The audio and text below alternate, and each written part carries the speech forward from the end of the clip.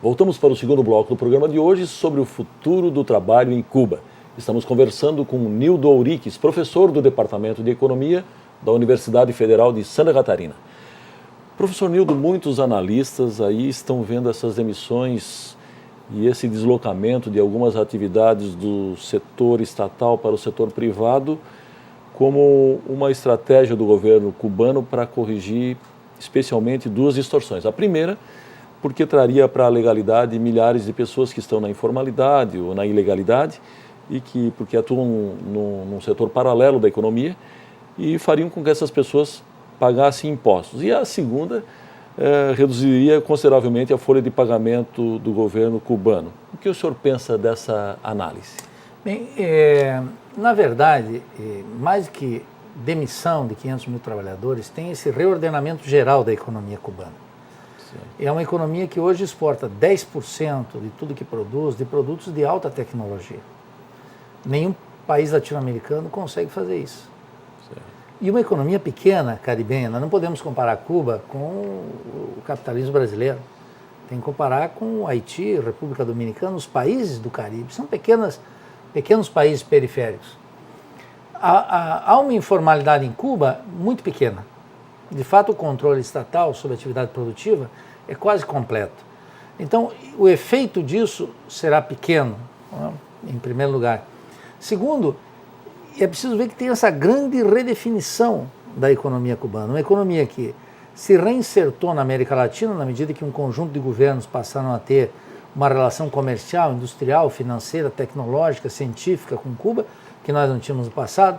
Me refiro à Venezuela, a Cuba, Equador, ao Brasil, a Bolívia, um conjunto de países que fizeram a alternativa bolivariana para as Américas, que permitiu uma nova inserção de Cuba no cenário latino-americano, o aprofundamento de relações com a África, que sempre foi muito histórico, muito importante para Cuba, e novos espaços dentro da Europa, não obstante o bloqueio dos Estados Unidos. Certo. Então, eu diria que isso terá menos efeitos por essa natureza. Agora, é claro que Cuba não pode manter nesse quadro de transformação da economia, menos pelo efeito de folha de pagamento e muito mais pela exigência de conseguir um nível de produtividade muito maior, que tem que ser mais eficaz num Estado que tem as garantias sociais que o Estado cubano oferece. Professor Nildo, existe um critério aí fixado pelo governo para efetuar essas demissões? Essas demissões, isso é algo muito importante que a mídia em geral não trabalha. Haverá uma avaliação dos trabalhadores em local de trabalho, que tem duas direções: manter aqueles que têm maior produtividade do trabalho e coibir um fenômeno que existe em Cuba, dito pelo próprio Fidel Castro, na abertura do ano letivo na Universidade de Havana, em que, quando era presidente, Fidel Castro dizia que 30% da produção em Cuba era roubada pelos trabalhadores. É muita coisa, né? E que efetivamente mostra que o cubano vive em condições de austeridade, embora não exista pobreza. A vida do cubano é uma vida austera, mas não é uma vida miserável nem no estágio de pobreza.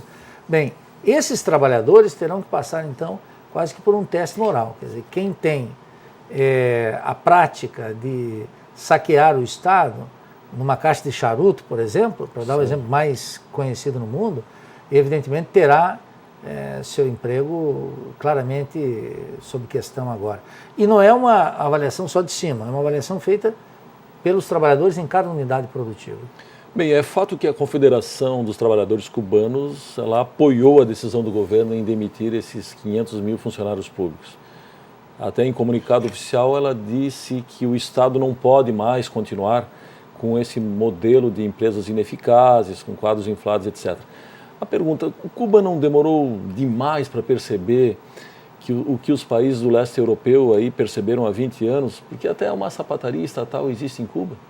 Bem,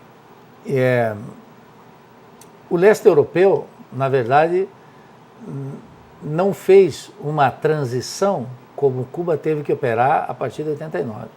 Cuba fez uma decisão que o leste europeu não fez. O leste europeu foi uma transição de um capitalismo de Estado para uma submissão, uma vassalagem da maior parte desses países do leste europeu da Europa a potência que é a Alemanha. Sim. E se transformaram em países capitalistas com saqueio imenso dos recursos estatais, uma dilapidação, a erupção da noite para o dia de extraordinários milionários, dos quais a Rússia é talvez o país que mais claramente demonstra esse fenômeno.